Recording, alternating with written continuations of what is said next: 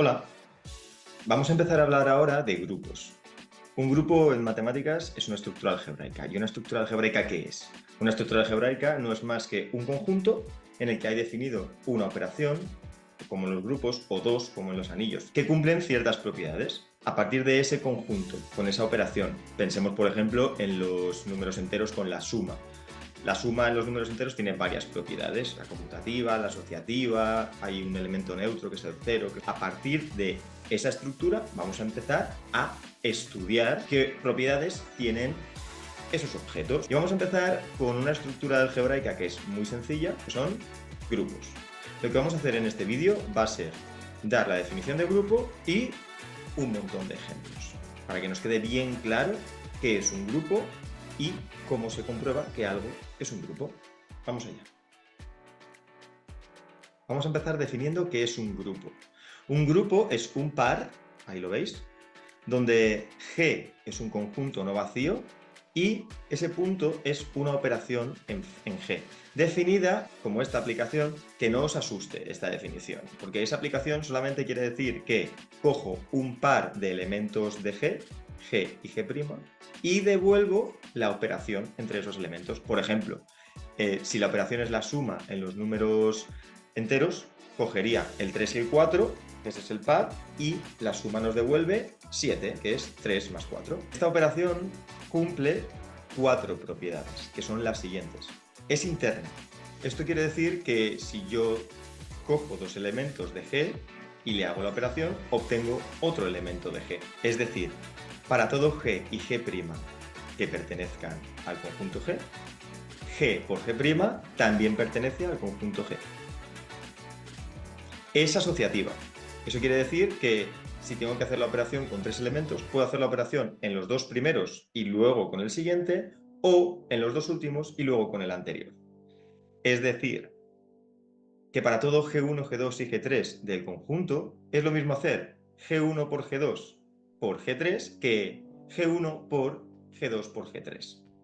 Existe un elemento neutro para la operación. Es un elemento que al operarlo con otro del grupo nos devuelve ese otro del grupo. Es decir, existe un elemento E en el grupo G, de forma que E por G y G por E es G siempre. Y también existe para cada elemento un inverso u opuesto. Para todo elemento G del grupo existe otro elemento, vamos a poner H, tal que G por H es igual a H por G, y esa operación nos da el elemento neutro. Normalmente llamamos inverso si la operación es multiplicativa y opuesto si la operación es aditiva, pero es exactamente lo mismo. Además, al inverso u opuesto de G se lo denota por G a la menos 1. Esto simplemente es una notación. Si además se cumple otra propiedad extra, que es esta, la conmutativa, que para todo G y H del grupo, G por H es igual a H por G, es decir, podemos hacer la operación en cualquiera de los dos sentidos y obtenemos lo mismo siempre, decimos que G es un grupo conmutativo o abeliano. Vamos a ver que hay grupos que no son conmutativos o abelianos. Vamos a dar un par de propiedades muy básicas sobre grupos. Si G es un grupo, entonces el neutro es único y el inverso de cada elemento es único. Vamos a demostrar. Supongamos que E y E' en G son los dos neutros. Si hacemos E por E', como E' es el elemento neutro, al multiplicarlo por otro me da el otro. Es decir, esto es E. Pero por otra parte, como E es el neutro, al multiplicarlo por cualquier otro elemento me da el otro elemento. Así que esto es E'. Y hemos llegado a que E es igual a E', por tanto, no puede haber dos elementos neutros, sino que es E. Para demostrar que un elemento solo tiene un inverso, vamos a hacer lo siguiente. Dado G, un elemento del grupo, supongamos que tiene dos inversos, H y H'. Hacemos el siguiente producto, H por G por H'. Como H y G son inversos, H por G es el elemento neutro, E. Por tanto, esto es E por H'. Pero como E es el neutro, E por otro elemento es el otro elemento. Así que esto es H'. Por otra parte, como G y H' también son inversos, G por H' es el elemento neutro. Entonces este producto es H por E, pero H por E, como E es el neutro, es H. Acabamos de llegar a que H' es igual a H, es decir, no son dos inversos distintos, son el mismo. Vamos ahora a hacer ejemplos. Vamos a empezar con un ejemplo sencillo. Y es que los números enteros con la suma forman un grupo abeliano. Vamos a demostrarlo. Primero, demostramos que la operación es interna, porque si tomamos dos números enteros, m y n, entonces la suma es un número entero. Hecho. También es asociativa, porque si tomamos tres números enteros, podemos hacer m más n más p, que es lo mismo que m más n más p. Es asociativa. Existe un elemento neutro en z para la suma, que es el 0, porque 0 más otro elemento es ese otro elemento para cualquier m en z. Así que tenemos el neutro. Además, también tenemos un opuesto para cada elemento de z. Si tenemos un número entero m en z, su opuesto es menos m, porque m más menos m es 0, que es el neutro, que es lo mismo que menos m más m.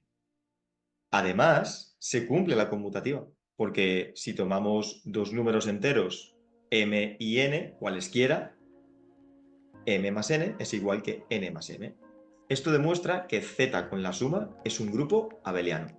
También los números racionales con la suma, los números reales con la suma y los números complejos con la suma son grupos abelianos. Y la demostración es exactamente igual que la que acabamos de hacer con los enteros. Veamos qué ocurre con los números naturales con la suma. Los números naturales consideramos que son 0, 1, 2, 3. Resulta que no es un grupo.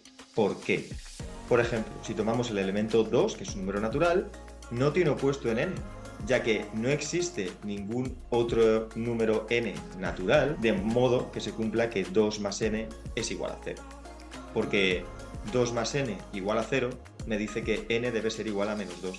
Pero menos 2 no es un número natural, es negativo, es entero, no está en n. Esto demuestra que no todos los elementos tienen opuesto, por tanto, no puede ser un grupo.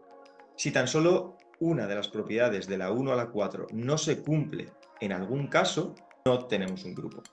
Vamos a ver ahora que los números racionales con la multiplicación tampoco son un grupo.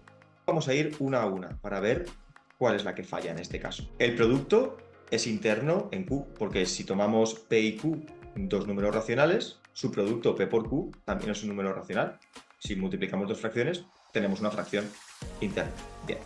Es asociativa, porque si tomamos P, Q y R, tres fracciones, tres números racionales, P más Q más R es lo mismo que P más Q más R. Hay un neutro también en los números racionales, que es el 1. Porque si multiplicamos 1 por cualquier otro número racional, 1 por una fracción es la fracción. ¿Qué pasa con el inverso? Si estas tres han funcionado, la que debe fallar debe ser esta. Resulta que si consideramos el 0, que es un número racional, 0 no tiene inverso multiplicativo, porque para que tenga inverso multiplicativo tenemos que encontrar otro número que al multiplicarlo por 0 me dé el neutro, que es el 1. Pero 0 por cualquier número es 0, no es 1. Falla el inverso por el 0. Del mismo modo, los reales con la multiplicación y los complejos con la multiplicación no son grupos, porque también falla el 0. El 0 no tiene inverso multiplicativo. Ningún número por 0 me da 1. Pero observamos que 0 es el único elemento que falla al tener inverso. ¿Podremos arreglarlo? Vamos a hacer lo siguiente. Vamos a definir Q asterisco como Q quitando el 0. Entonces, Q asterisco con el producto sí que es un grupo. ¿Por qué? Porque del 1 al 3 ya se cumplían antes. Es interna, es asociativa y hay un neutro, que es el 1. Y ahora, todo elemento distinto de 0 tiene un inverso. Porque si cogemos un número racional Q, ¿quién es su inverso? 1 partido por Q, para cualquier número racional que no sea 0. Entonces, como todos los números racionales que no son 0 tienen inverso, la propiedad 4 se cumple. Y además, si tomamos dos números racionales, P y Q, P por Q es lo mismo que Q por P, así que también se da la conmutativa. Conclusión, los números racionales sin el cero con la multiplicación es un grupo abeliano. Exactamente lo mismo ocurre con los reales sin el cero y la multiplicación y con los complejos sin el cero y la multiplicación, que ambos son también grupos abelianos. Y la demostración es exactamente la misma que esta. Vamos a considerar ahora las matrices de dimensiones m por n con entradas en un cuerpo K y con la operación suma de matrices. Resulta que las matrices con la suma son un grupo abeliano. Que K sea un cuerpo, para fijar ideas, podemos pensar en que son los racionales, los reales o los complejos. Sin más, olvidaros de que es un cuerpo en general, de momento no nos hace falta. Vamos a demostrar que las matrices con la suma son un grupo abeliano. Para ello tenemos que tener claro las propiedades de las matrices. Vamos con la primera condición, que es que la suma sea interna. Bueno, si tomamos dos matrices m por n, la suma de matrices también es una matriz m por n, es interna. La suma de matrices también es asociativa, propiedades de la suma de matrices. Hay un elemento neutro para la suma de matrices que es la matriz nula, la matriz que tiene todas las entradas cero, porque si sumamos la matriz nula a cualquier otra matriz, obtenemos la otra matriz. Además, el opuesto de una matriz A es la matriz menos A, en la que todos los elementos de la matriz tienen el signo cambiado, porque si sumamos A más menos A, obtenemos la matriz nula. Y si tenemos dos matrices A y B, B más A es lo mismo que A más B, entonces también se cumple la conmutativa. Acabamos de demostrar que las matrices m por n con la suma forman un grupo abeliano. Vamos a ver qué ocurre con las matrices cuadradas de orden n con entradas en un cuerpo K con el producto. Bueno, pues resulta que en este caso no tenemos un grupo. Vamos a demostrarlo. Si tomamos dos matrices cuadradas de orden n, A y B, y las multiplicamos, obtenemos también una matriz cuadrada de orden n. Por tanto, es interna. El producto de matrices también es asociativo, así que la segunda propiedad se cumple. El producto de matrices también tiene un elemento neutro, que es la matriz identidad de orden n. Recordemos que la matriz identidad de orden n es una matriz n por n que tiene unos en la diagonal y ceros en el resto. ¿Qué propiedad tiene la matriz identidad? Pues que si multiplicamos la matriz identidad por cualquier otra matriz de orden n, obtenemos la otra matriz de orden n. Eso es justo el elemento neutro. Si estas tres propiedades han funcionado, para que no sea un grupo, la propiedad que no se cumple tiene que ser la cuarta, la del inverso. ¿Por qué no se cumple? Porque sabemos que no todas las matrices de orden n son invertibles. Por tanto, no todas las matrices tienen inversa. Vamos a observar en este punto que lo único que falla para que el producto de matrices cuadradas no sea un grupo es que hay matrices no invertibles. ¿Qué pasa si quitamos esas matrices no invertibles? Vamos a hacer esto. Voy a definir el siguiente conjunto, GLNK, que son las matrices cuadradas de orden n con coeficientes en un cuerpo K, de forma que A es invertible. Es decir, me he quedado con las matrices cuadradas que son invertibles y he quitado todas las demás. En este caso, GLNK es un grupo no abeliano y de hecho tiene nombre propio. Se llama grupo general lineal de orden n sobre K. Que todas las matrices del grupo general lineal sean invertibles arregla que en el anterior ejemplo el punto 4 no funcionara. Por tanto, como todas las matrices tienen inversa, esto es un grupo. Sin embargo, no es un grupo abeliano, porque sabemos por las propiedades de las matrices que el producto de matrices no es conmutativo en general. Así que tenemos que el grupo general lineal de orden n sobre un cuerpo K es un ejemplo de grupo no abeliano. Vamos a otro ejemplo. Vamos a dejar las matrices detrás y vamos a trabajar con funciones. Tenemos que tener claras propiedades de las funciones. Propiedades de invertibilidad y de composición.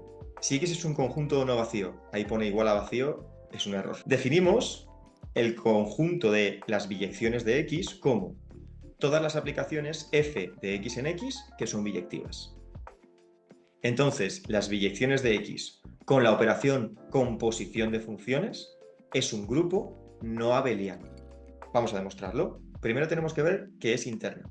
Si cogemos f y g, dos biyecciones de x, la composición de dos funciones biyectivas es biyectiva, así que es interna. Si tomamos tres funciones y hacemos la composición de f con g y luego con h, es lo mismo que hacer f compuesto con g compuesto con h, por las propiedades de la composición, así que es asociativa. Hay un elemento neutro, una función que hace de elemento neutro, que es la función identidad, que es la identidad de x nos devuelve x. ¿Por qué es el elemento neutro? Porque si componemos la identidad con una función, ¿qué obtenemos? Obtenemos la identidad de f de x, pero la identidad de lo que sea me devuelve lo de dentro. Entonces la identidad de f de x es f de x. Y por otra parte, como x es igual a la identidad de x, f de x es f de la identidad de x, que es justo la composición, identidad compuesto con f. Así que cualquier función compuesta con la identidad me da la otra función. Es el elemento neutro. Vamos a la última propiedad. Como f es una función biyectiva, tiene inversa. Y su inversa también es biyectiva. Y además, por definición de inversas, se cumplen que la composición de f con su inversa es justo la identidad, que es el elemento neutro. Así que la cuarta propiedad también se cumple. Sin embargo, si tomamos dos funciones, sean biyectivas o no, la composición no es conmutativa. Entonces, no se cumple la quinta propiedad. Lo que hemos probado es que las biyecciones de un conjunto en sí mismo es un grupo. Si X es un conjunto finito, podemos decir que X es 1, 2, n. El grupo de biyecciones con la composición se llama grupo simétrico de n elementos y se denota por Sn o sigma n. También se llama grupo de permutaciones y este grupo es tan importante que hay que dedicarle estudio aparte. Vamos a pasar a otro ejemplo con otro conjunto que es el conjunto de los restos módulo n, ZNZ. Con la suma es un grupo abeliano. Recordemos que el conjunto ZNZ es el conjunto cociente, es el conjunto de los restos módulo n, en los que dos números son iguales si al dividir por n, cada uno de ellos, el resto es el mismo. Tenemos que conocer este conjunto y saber las propiedades que tiene y cómo funcionan sus elementos y la suma y el producto en ellos. ¿Por qué el conjunto de restos módulo n es un grupo con la suma? Fundamentalmente es porque la suma está definida de la siguiente forma en el conjunto de restos módulo n. Si tomamos dos clases A y B de restos módulo n, la suma de la clase A más la clase B es la clase de A más B.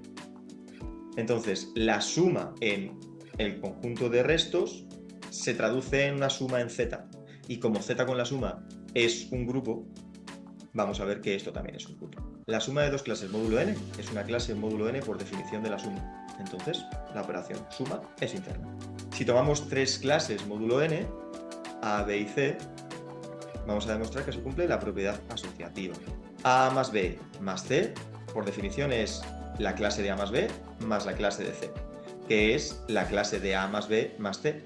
Pero como en Z se cumple la asociativa, esto es lo mismo que la clase de A más B más C. Y ahora lo vamos separando. Esto es la clase de A más la clase de B más C, que es la clase de A más la clase de B más la clase de C. Esto demuestra que se cumple la asociativa. Hay un elemento neutro que es el 0, porque si sumamos la clase del 0 con la clase de A, obtenemos la clase de 0 más A, que es la clase de A, y viceversa. Así que tenemos un elemento neutro. El opuesto de la clase de A es la clase de menos A, ya que la clase de A más la clase de menos A es la clase de A más menos A, que es la clase del 0, que es el neutro, y viceversa. Y además, si tenemos la clase de A y la clase de B en el conjunto de restos módulo n, la clase de A más la clase de B es la clase de A más B. Pero como en Z tenemos la conmutativa, esto es lo mismo que la clase de B más A, que es la clase de B más la clase de A.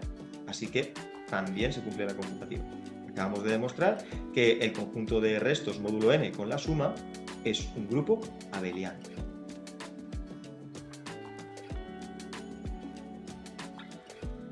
Acabamos de ver la definición de grupo y hemos visto varios ejemplos con conjuntos bastante distintos entre sí y diversas operaciones. Lo único que tenemos que hacer para ver que un conjunto con una operación es un grupo es comprobar que se cumplen las 4 condiciones. Incluso para ver que es abeliano, que se cumple la quinta. Un conjunto con una operación no es un grupo si hay algún elemento que falla en alguna de las operaciones. Vamos a hacer algunos ejercicios para demostrar que algunos conjuntos con otras operaciones son o no son grupos, pero esto lo haremos en el siguiente vídeo.